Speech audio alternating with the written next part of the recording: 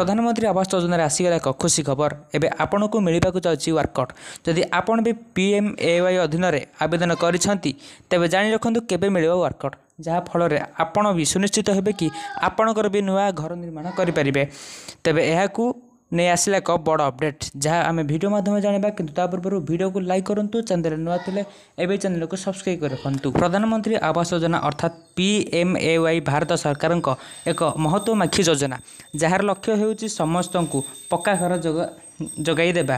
तेबे एही योजना शहरी और ग्रामीण अंचल में गरीब एवं निम्नगामी परिवार को घर प्रदान आरंभ होईची। तेबे कच्चा घरे रहुथिबा परिवारों पई एही योजना वरदान साब्यस्त होईची।